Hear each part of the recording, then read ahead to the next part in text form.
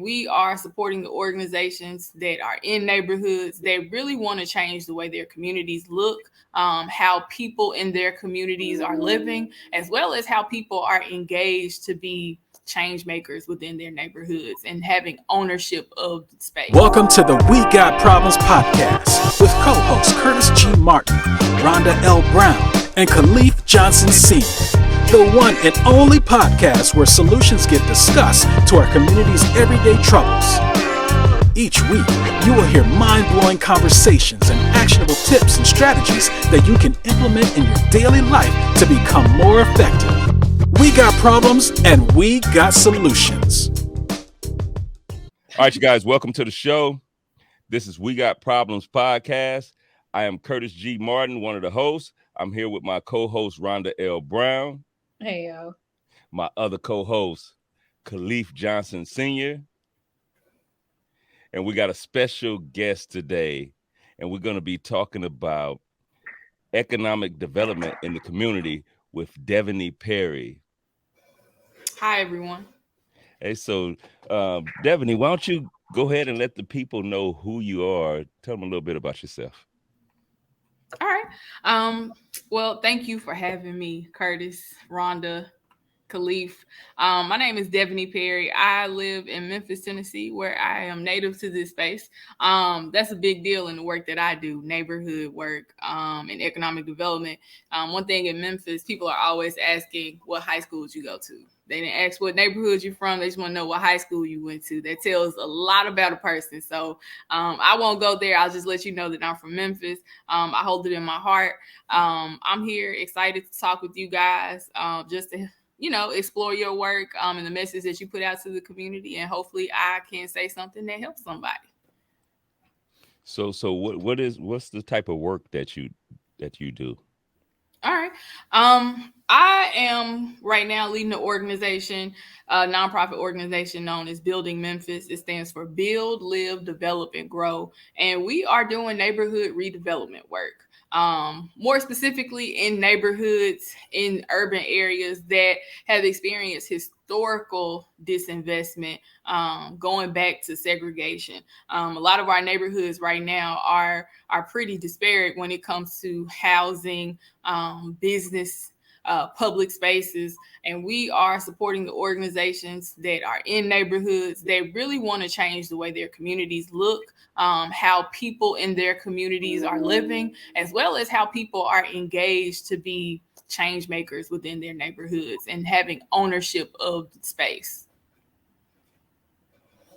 All right, cool. And so you said that you work with an organization that works with other organizations?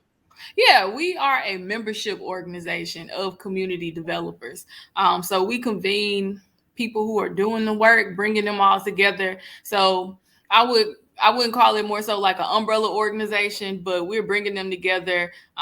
We create messaging, we create advocacy campaigns. One really amazing thing is that there aren't every community is unique, but a lot of them are experiencing the same topical issues, especially in chocolate cities. A lot of Black cities look the same.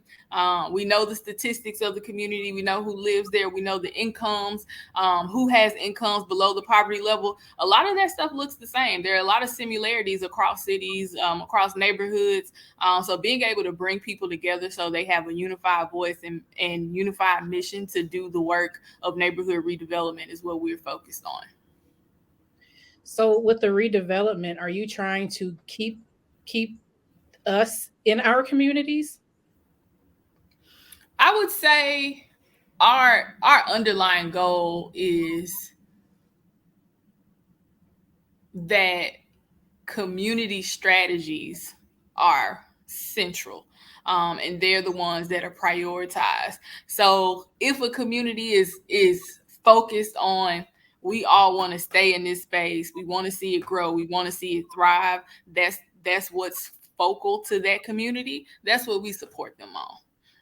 If the community wants to grow and expand and they want to bring in more incomes and bring in more people, there may be a lot of vacant properties and condemned spaces, and they actually want people to come and build in these spaces. We support them with that too.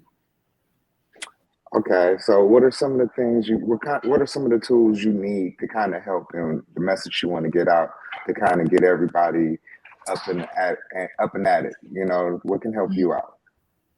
I would say, one, there are a lot of people out there who say, "Oh, this is a problem.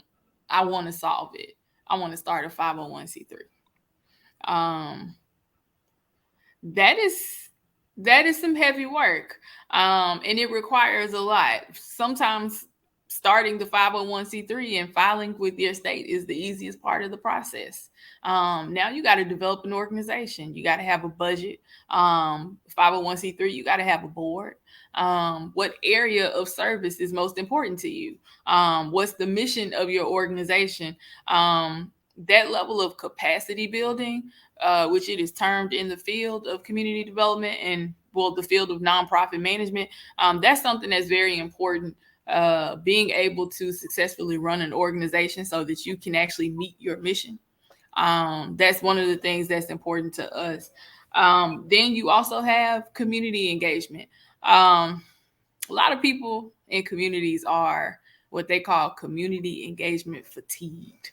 It's like, why, if you ask them to attend another meeting, to have another conversation about what they want to see in their neighborhood or in this parking lot, or, you know, that type of stuff is kind of played out for a lot of people. What are the best ways to engage people?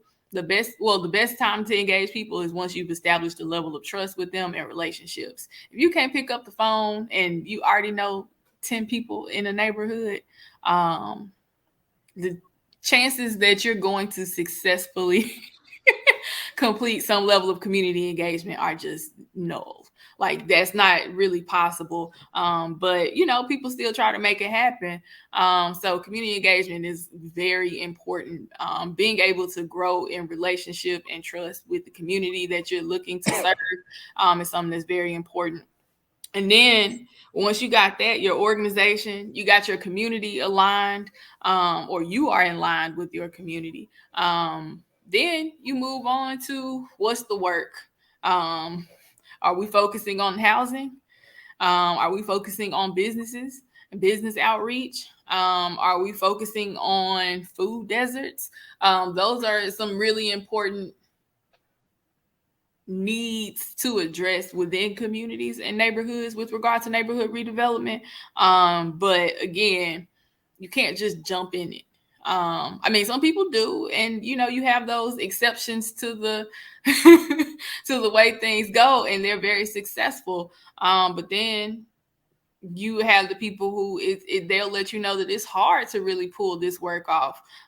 There isn't a lot of support for these neighborhoods and communities already. So being able to really navigate the space of what it means to successfully lead a effort or a cause, and take on a whole neighborhood, it's significant work. So, you know, you might be the person that, you know, walks down the street and goes, this big piece of vacant land has been here for 20 plus years. We got to do something with it. I want to do something with it. Well, it's always most important. The first thing is who owns it. Sometimes our municipalities own it. Sometimes investors own it. It might be owned by a company on Wall Street. I'm recording. Oh, wow. And you're unmuted. Huh? Make sure I'm muted. Oh, so a lot of times we call our neighborhoods the ghetto, the bottoms, the jungle. We give it these way out names, Beirut, where turmoil has been. And we've always been taught to find a way to make it out of the neighborhood. So we never build a community that's for us. How do you get people to buy into this is our community and let's build it? Because you say a lot of people really want to do that work. So what's some tools or things you guys do to get people to buy into the community? I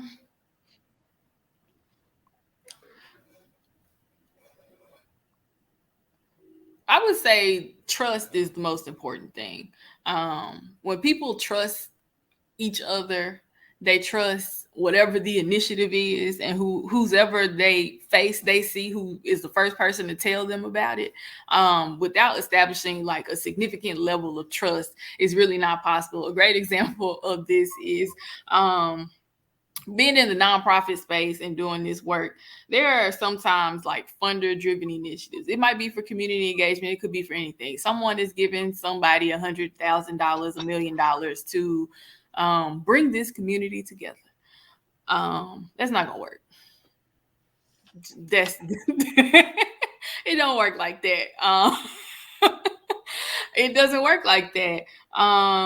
What really works is if things are grassroots, and they come community and up. Like if the community is stewarding this, whatever, like the community gets together and says, hey, these vacant lots right here, we're going to put them all together and we're going to put a walking trail here because we've never had a park in our community. That's municipal. Like they've never publicly invested into a green space for our community. However, we got about 6 lots right here that are all vacant now. Let's cut this grass and we're going to cut a walking trail. I've seen that happen before. And those are some of the most successful communities. And that's not saying that they got a lot of money or they got a Chick-fil-A or a Starbucks, because they don't have any of those things. They don't want any of those things. But what they have is they have an established network, which is really beautiful, where you have probably about 30 plus people who they know who their neighbors are. They know what's happening in their neighborhood. Because the people who are the ones who go out and seek and like, oh, somebody fouled this, somebody did this, they're about to turn that church into a gas station. They just asked the city council, can we turn this church into a gas station? Absolutely not. They're together. They have an established network. They're going to go to city council and say, you're not putting a gas station in the middle of our neighborhood and we don't even have a park. So we need to have more involvement with the political side of it as well. Yeah. But the thing is, you can't do that alone. Like there are always people within communities who exist solo, and they're doing that work. Like they see something in the newspaper, or they get a letter in the mail, or they drive by a lot and they see that little sign that says public notice, something is about to be built here, or somebody has filed a permit with our land use group or with the city government or county government, whatever you may have. Those things are very important when you see those public notices. That means someone is about to make an investment. And if you don't know about it, it's your neighborhood. You have all right of ownership of space and what happens within your neighborhood where you live. That doesn't mean that everything will go your way, because sometimes they still approve things and it makes no sense. But having a unified voice, when you got more than 10 people who can stand together and say, hey, we live here, it's not going to happen. So I know it used to be like that, like back in the day, like, and we've talked about this before, where, the whole community would raise the children up. If you did something wrong in school, like your whole neighborhood knew and your parents knew before you even thought about going home. Do you think those are the types of people and communities that are actually driving to better their community? Because I know there's some, that just, you see trash everywhere, abandoned houses, and it's like, you see more abandoned houses on the block than you do like people living there. Yeah, I've seen all of that exist together. Where you have a block and they are very protective of their block. They know who drives down their block. They know what cars have been on their block in that day. However, it's still 20 gunshots that's gonna go out as soon as the sun touches the starts to go down. Like, those things exist. It's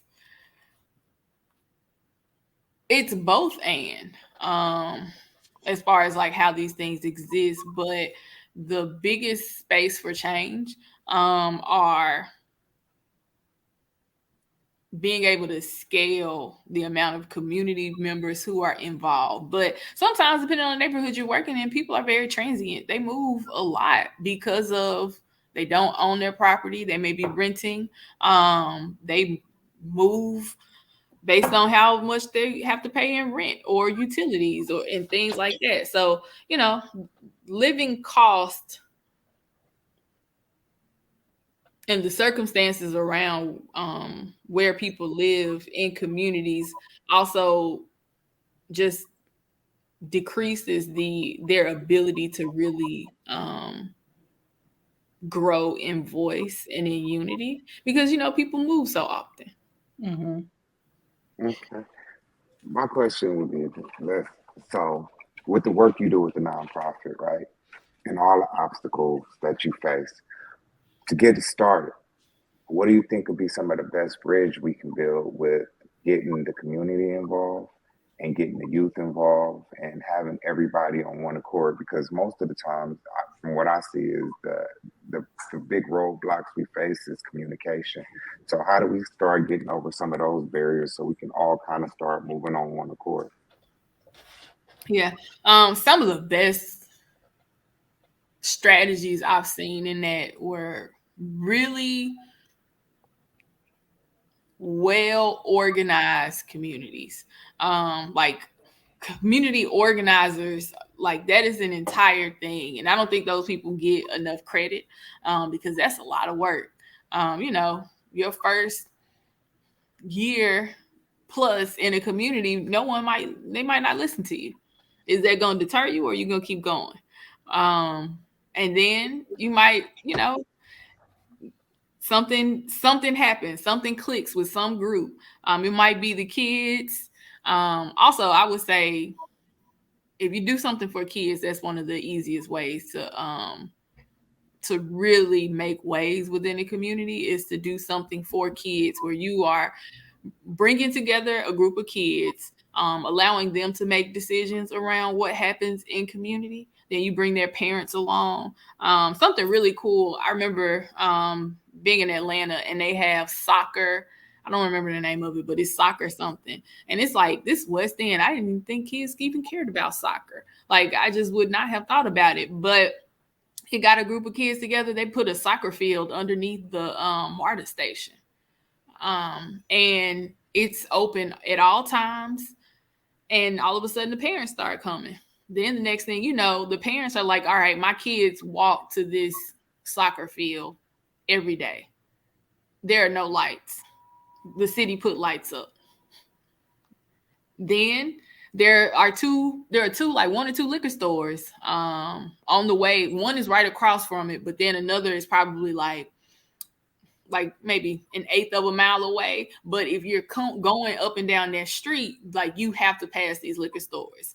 The parents went to the liquor store owners and told them to clean up. Like the people y'all have hanging outside these liquor stores, the trash, the junk, my child has to walk up and down the street every day.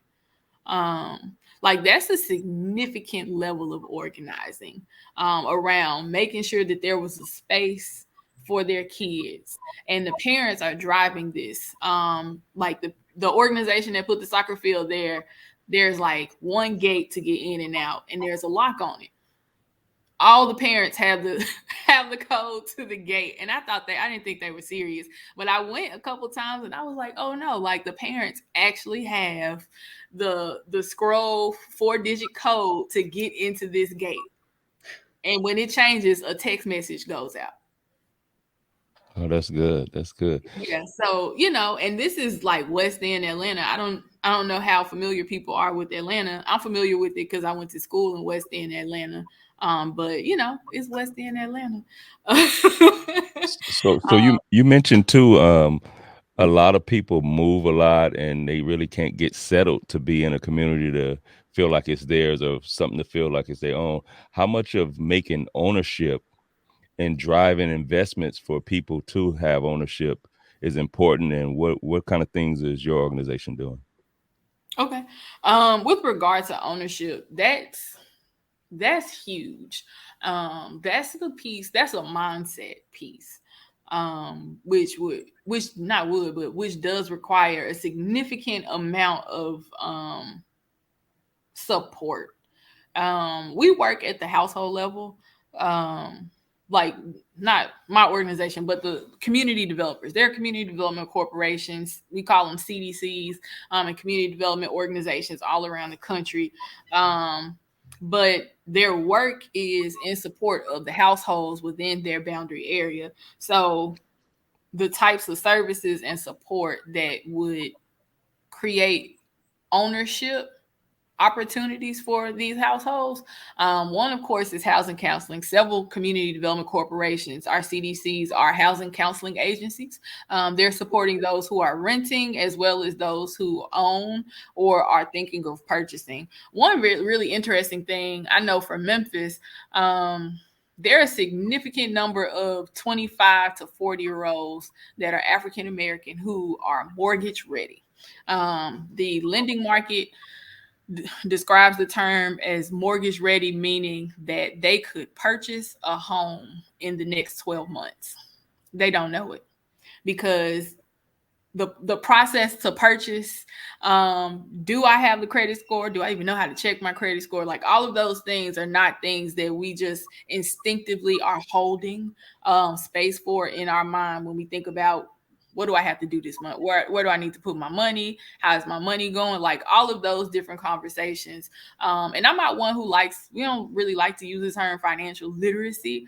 We rather use the term of wealth building. But of course, those are ways to build wealth for a family or for a household. So ownership, one, is ownership, actual land ownership. Another one is just making sure that the community is livable. Why would you want to stay in a community that's not livable?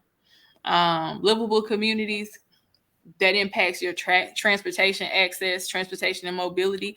Can you actually get to work from your community, or do you absolutely need a car? Or can you actually just maneuver around? Like, is there public transportation, or other ways to actually maneuver and navigate to your daily activities, be it work, grocery store, what have you? Food access, is the community accessible? Is your household accessible within walking distance to fresh foods? Like, all of those things would support a household saying, I want to live here long term, I don't want to leave, and then create and move to ownership. So if somebody was interested in that, how would they go about finding somebody that would help them with it and give them the information? Of course, it's different in every city. Resources are different in every city. But the thing is, just know that the resources exist. Like, there are people who it is their job to support people find housing, to find different things. And also your local city governments. Governments are set up as information, public service, but also information for people. You can go and get a lot of your information from different, I don't know which office across governments, but in Memphis, we have a housing and community development office, and they have a significant amount of information. And then something that we've done with our housing counselors and our CDCs that are a member of Building Memphis, we actually created a website. We use the model from Baltimore. Baltimore has pretty good models, but it's called Home 901. And our goal is that everything that a resident of Memphis needs to know about housing, we putting it all on one website. Everything you need to know. Now, this is not for for-profit, like, oh, purchase this realtor, but this is just like good information. Everything you need to know. We're trying to put it all on one website. We've also partnered with our libraries so that our libraries each have housing corners. So you can go to your library and get information. And that's another thing. People just naturally go to libraries to find out anything. Like, it doesn't have to be housing. It could be anything that they need. People naturally go to libraries, and there's a national hotline dialing 211. Not all cities have them, but a lot of cities do have them. Link 211, where you can actually call it up, and it's a hotline, and you can ask any type of question about a public resource or how you do something. I know when we started experiencing COVID, the number of people who were calling our 211 to ask questions about, housing, because being able to pay your rent and your utility bill has been stressed. Like, that ability to do that during this pandemic, it's had a huge impact on a lot of households. So actually, people looking for information, they're calling 211. They can't physically go into the libraries. I think they can now that they're open, but libraries have a lot of information. Just go and ask the info desk and the help desk people. I think across the country, people are starting to put a lot more resources into libraries, and our librarians are more aware of the resources and where to get support. Okay, so with this grassroots method, community building, like, what are some of the programs or some of the accomplishments that you would like to highlight over your time in working in it, and some of the things and growth and development that you've seen that should be talked about? I would definitely say community development corporations are doing a significant amount of work in just building houses for people.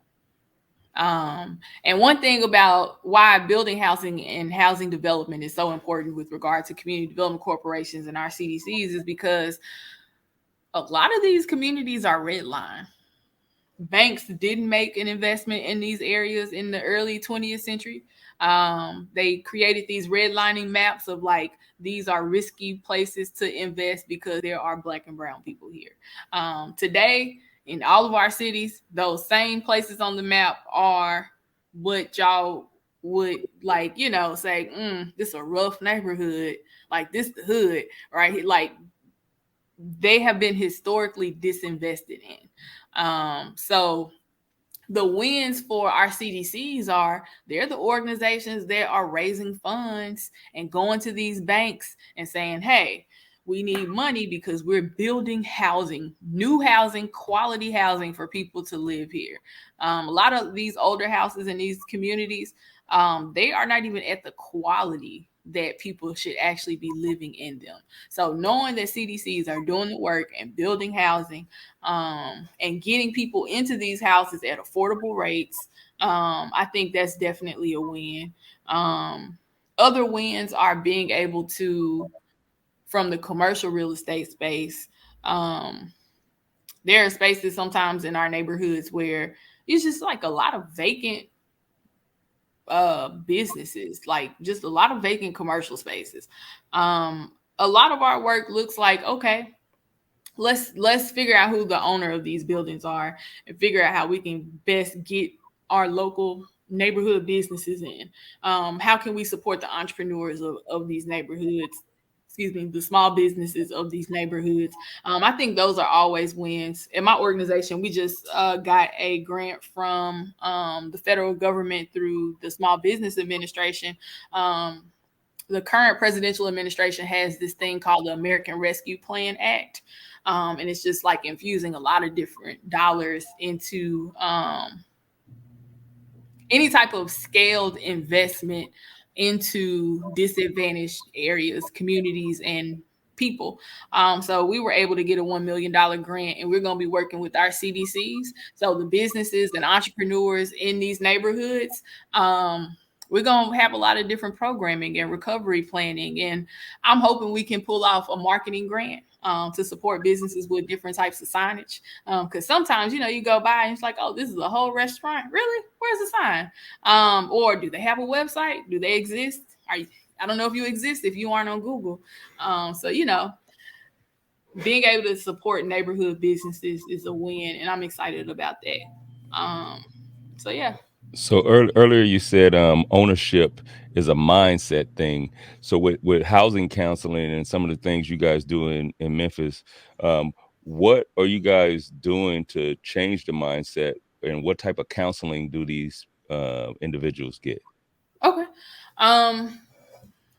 Housing counseling agencies are focused on renters. So with renters, you have utilities.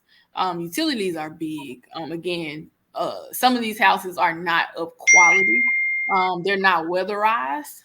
So people are paying upwards of $500+ on a 2-bedroom, 1-bath house.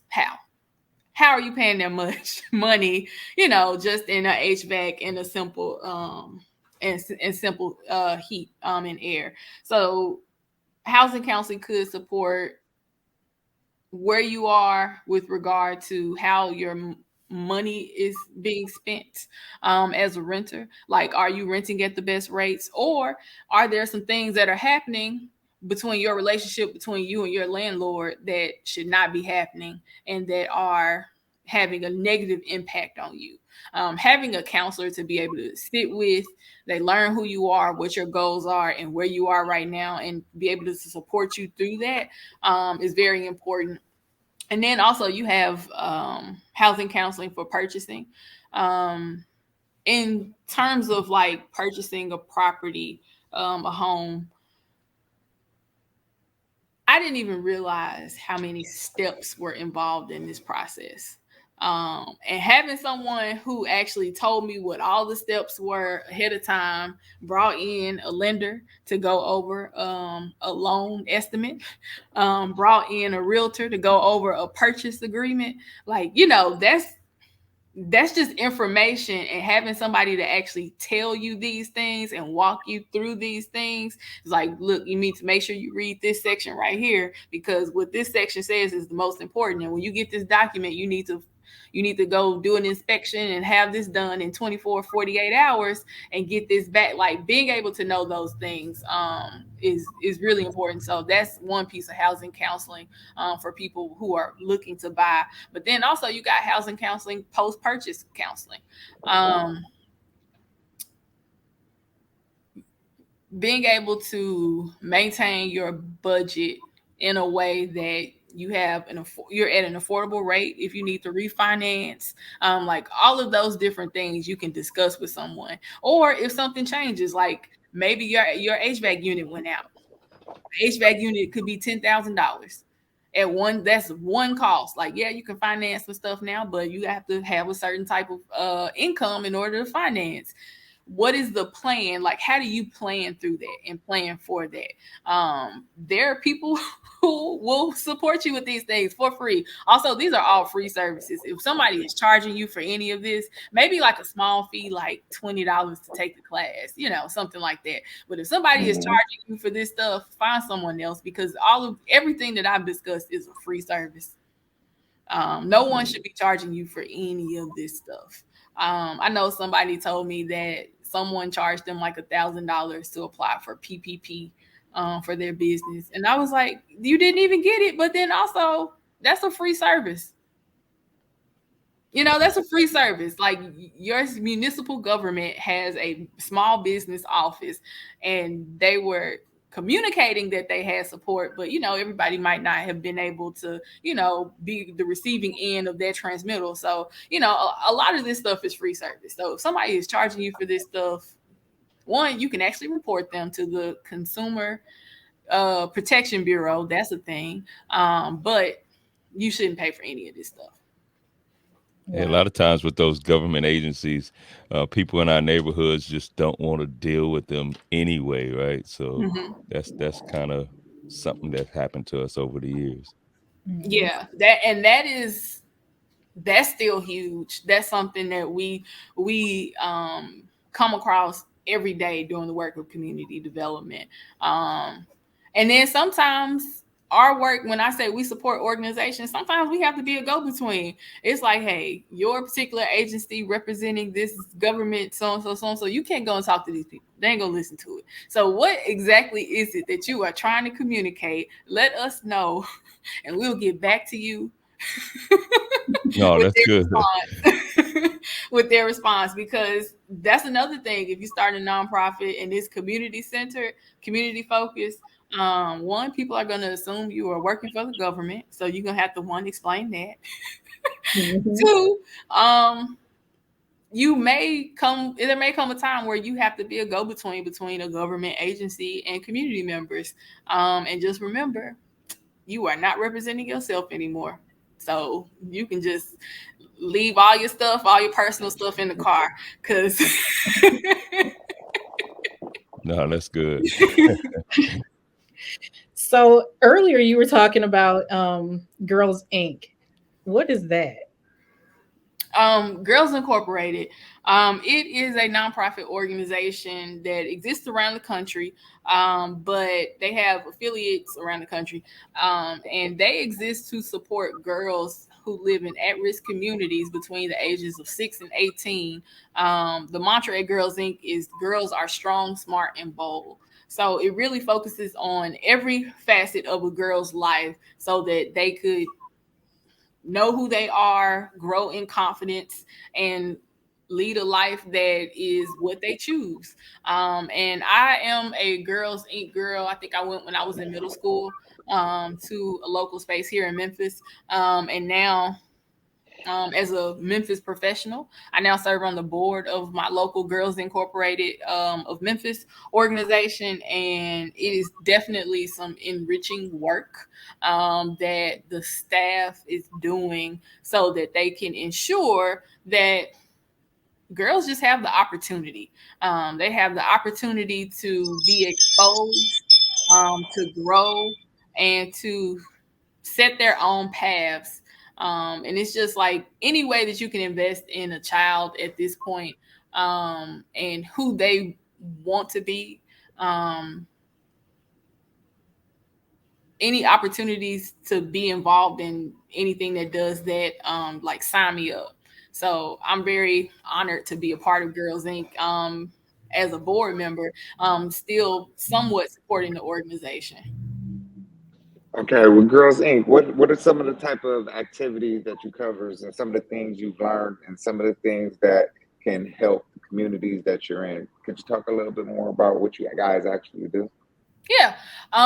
One really cool thing happening at the Girls Inc. of Memphis right now is they have purchased a abandoned vacant space in a neighborhood that has been ripe for investment for decades at this point. But they purchased this space, and it started out being the Girls Incorporated Farm, where girls were learning farming skills, but then also entrepreneurial skills, because they then turned what they farmed into a market, and they were actually able to sell it, like through a farmer's market space. So now they're actually building a center.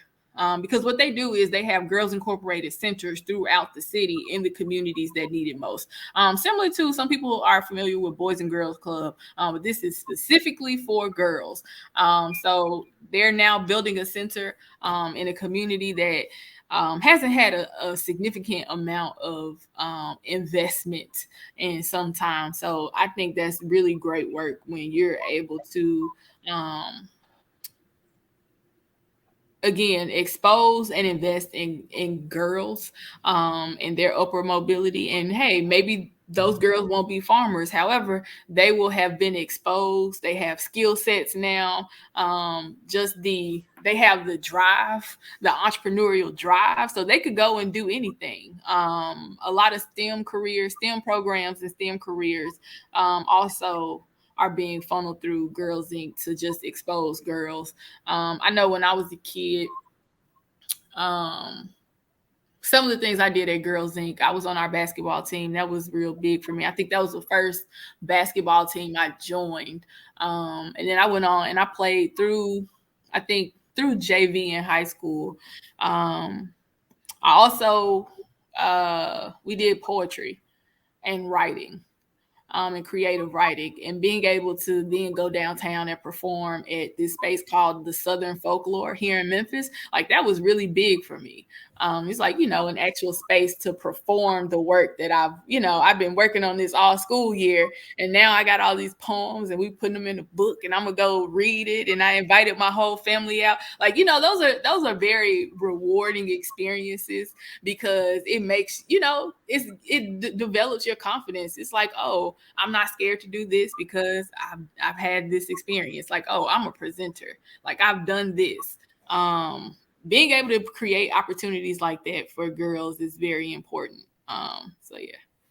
So with Girls Inc., what's some things that you guys do for girls that's possibly been abused by somebody that's people trying to keep hidden or whatever the case? And what do you guys do if y'all find somebody that's abused? How do y'all build them up? Okay. I don't know that I can speak to the programming or the interactions or how staff really maneuver situations like that. But what I can speak to is that when I was a Girls Inc. girl, I knew that I had a level of privilege that some other girls didn't have. And I came from a household that some of them did not have. But I can say that when I was there, they existed in a safe space with other girls in a way where they were not made to feel different. Okay, that's good. That's good. That's good. So we have some rapid fire questions for you. We on rapid fire already. I was getting into this Girls Inc. and I was really into the community building because this is what we really need to talk about because that community building part I think it's the foundation block to actually getting us to that Chocolate City place where we were talking about, where we're actually thriving as a community. So, like building blocks that you guys are setting down are really dope. And you can see the transition of the young ladies that become women that are feeding back into their communities. So I really want to commend you on your work that you're doing there. And I really am interested in seeing how we can get this program growing. We definitely need to take care of our young queens out there. And we need to have more avenues where they can flourish at and have nourishing soil so they can be themselves. So if you can give out some information on maybe how we can get this going in other communities, because I know there's a ton of communities out in LA that have never heard of Girls Inc. And this is something that we would definitely want to get out. How can we get this message out?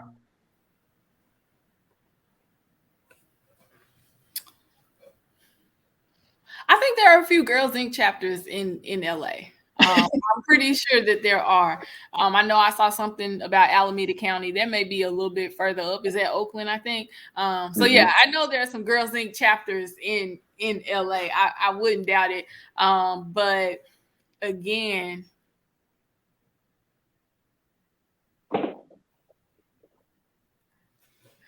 I would say when it comes to like, how do you get information out to people? One, you just gotta build relationships with people. Just the, just the simple ways of like having conversations with folks. And I will say, Rhonda, you asked me something earlier about what people did back in the day. In order for back in the day somebody to know what you did and have already called your parents before you got home, they would have had to know your parents. They would have had to have an established relationship where they were just speaking. And sometimes that's the thing, like the conversations that we carry, what's in those conversations? Like, are we having these types of conversations? Like, oh, you have 3 girls. I heard about this great organization called Girls Inc. Have you heard of it? You haven't? Let's Google this right now and see if it's something that would interest you and your kids. Like being able to pass on information like that, I think is still the most important and the best way of like just extending the message on to other folks. Okay. You know what? I did forget to ask you something because I heard you were the top 30. What was that? Oh yeah. So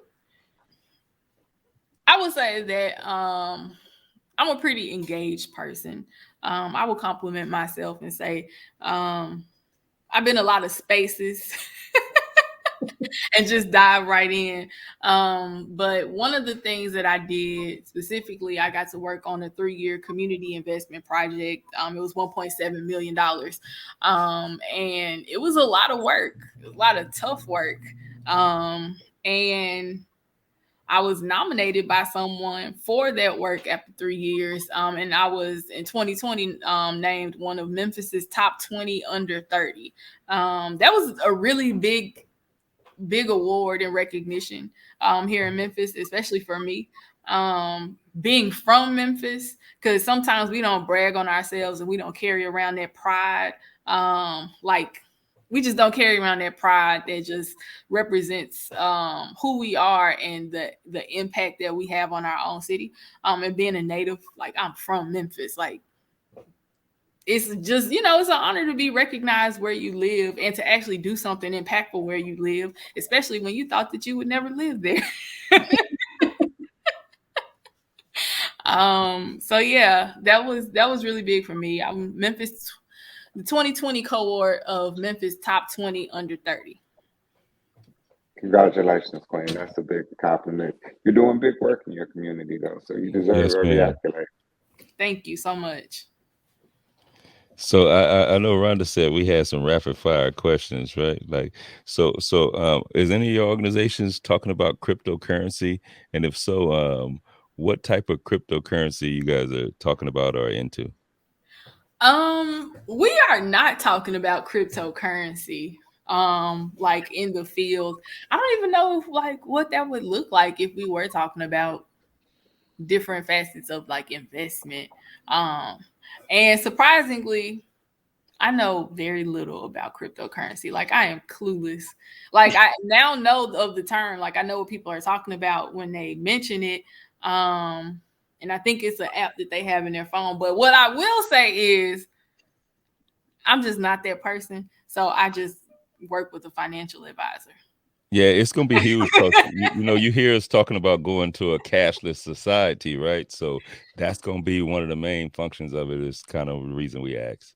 Yeah, no, I get it. I get it, and I remember when the conversation years ago, when the conversation around cryptocurrency first started, I do remember just looking at it started when we were talking about different forms of automation.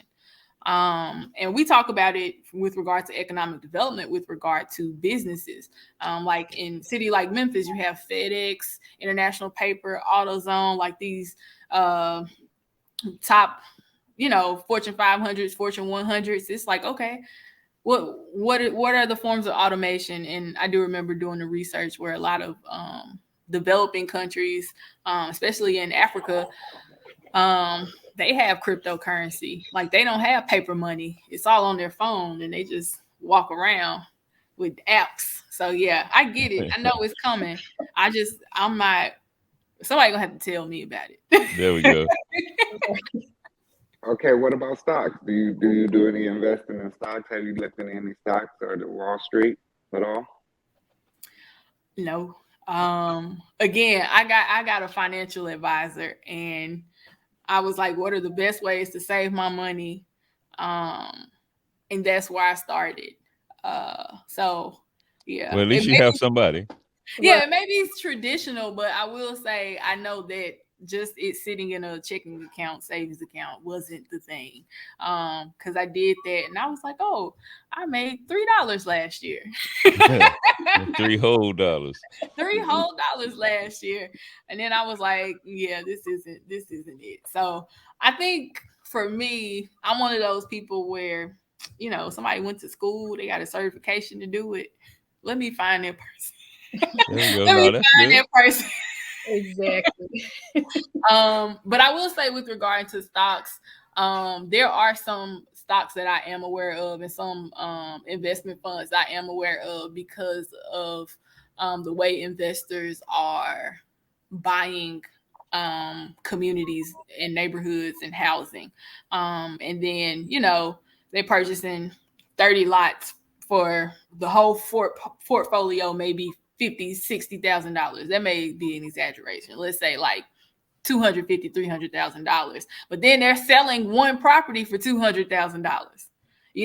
So I am paying attention to investors with regard to their actions, their Wall Street actions, and how it looks in our neighborhoods and communities. Okay. So if you had a message to the youth, what would that look like, or what would that be?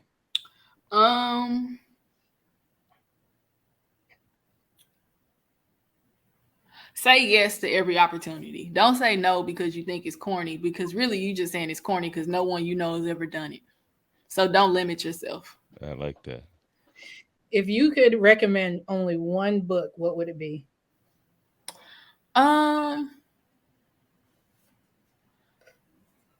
I would say right now, a lot of people in my field are reading a book called Know Your Price, Valuing Black Lives and Property in America's Black Cities. It's by a Brookings Institution person. His name is Dr. Andre Perry, of no relation, but he's making his ways with his research, and he's doing the work to let people know it's like, hey, our country has greatly devalued Black people, Black property, Black communities, in a way that we are not even, as a whole country, we're not even at the level that we could be. We've yet to reach our potential because we are devaluing Black people and Black spaces. Okay. So if you had an opportunity just to speak to all the youth in the nation, what would your message be for them? I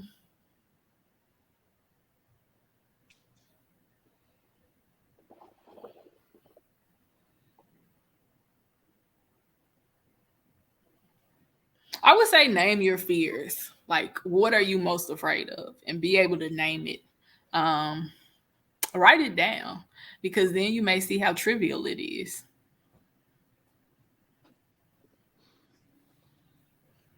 Okay. What would you say to a younger version of you? A younger version of me. Yourself, however you want to put it.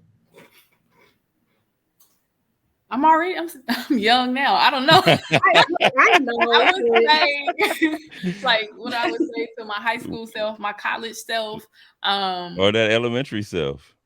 I would tell my college self, don't be afraid to go. I would tell my high school self,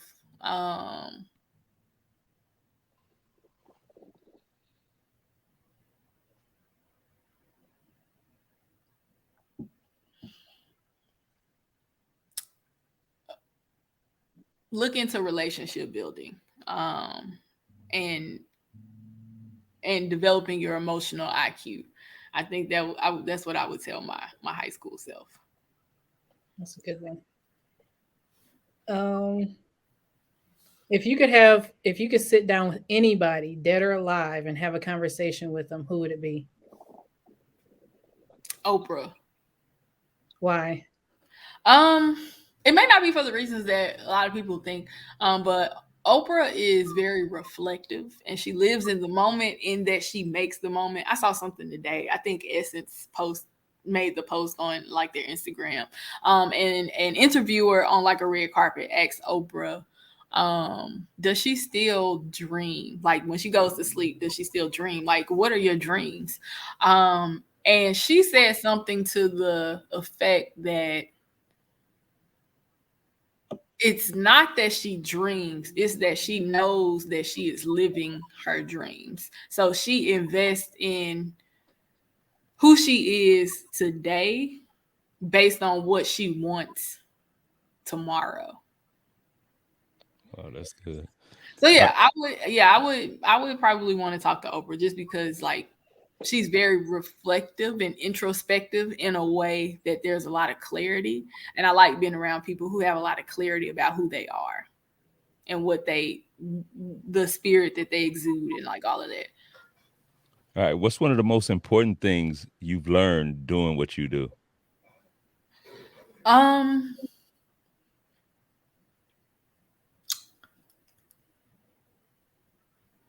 I think I have learned how important it is to build community, and not from the sense of like other people's community, but like my personal community, like the people around me, how I invest in the people around me and how the people around me invest in me. So like my own personal village, in a way where people have my back, I have their back, and we thrive together. I think that's most important.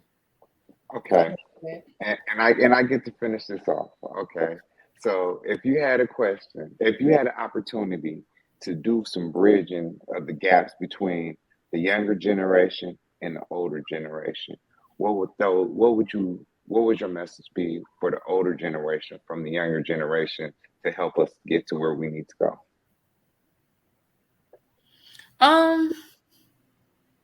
Ooh, that's a big question.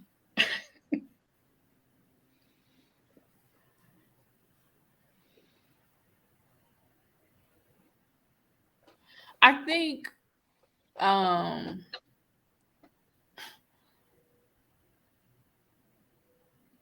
You got her stumped. You got her thinking. you do have me stumped, but for me, and like I've had these conversations, I've been a part of these conversations before. I don't think I was my real self in these conversations, like who I was, and like I wasn't just trying to guide the conversation because I didn't see a win-win or return on my investment. So but I will say that understanding that the world is much more accessible to us. Like the world is much more accessible to us, which means that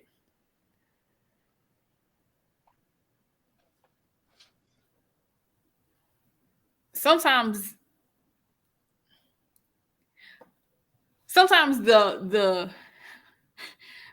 the brick that crumbles the bridge in that divide is sometimes their perspective of how the world was at that time with limits on it, and the fact that our world is not limited. A great example of this, so that I can take this out of like the clouds.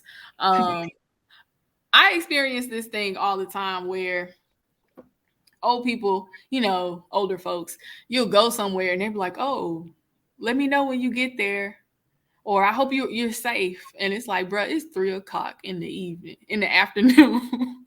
What is about to happen to me at 3:00 in the afternoon? Now, yes, I am very much aware that something can happen to me at 3:00 in the afternoon, but also don't put that on me.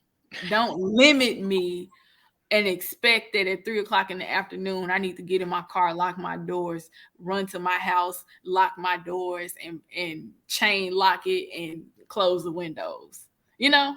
Like don't put limits on me. Like we live and we experience a freedom that, yes, it's hard to like really codify and just understand. But that's the world that we live in. That doesn't mean that we don't need boundaries and parameters and like all of that. Yeah, that stuff still exists. But just understand that like the world is accessible to me, and the message that you're giving to me right now might not represent that and be reflective of the world that I live in. Yeah, let's live with no fear. So, Deveny, where can the people find you? You can find me on Twitter. My Twitter handle is MoDevPerry. Or you can just type in my name, Deveny, Deveney Perry, Perry. And wherever you find me, I'm on everything. So, All right, there we go. Rhonda, what's something you want to leave the people with? You have any last words? Get out in your community and help build it up instead of tear it down. All right, cool, good stuff. All right, Mr. Caliph Johnson, what you got for us, bro? if you have an opportunity to do some building with people who are actually doing the work, don't be afraid to take the step and the leap out there and get your hands dirty and do some of the work yourself. All right, Miss Deveney Perry, what do you have to leave the people with? I would say you are as powerful as you don't know. You are more powerful than you know. Let's say it that way. And there's no reason why you shouldn't own something. I think ownership is one of the biggest keys to our community. I think we shouldn't look at gentrification as a bad thing. Let's gentrify our own hood and build our own neighborhoods up to what we want them to look like instead of moving out. You guys, this is We Got Problems. And on behalf of my co-hosts, Rhonda L. Brown and Caliph Johnson Sr., we out. From the team at CRC Empire, we want to thank you for listening. To stay connected with us, like, share, and subscribe to the We Got Problems podcast. You can find us on social media platforms at Curtis Martin 247, at Rhonda Wrights Official, and at the_trash_vegan_.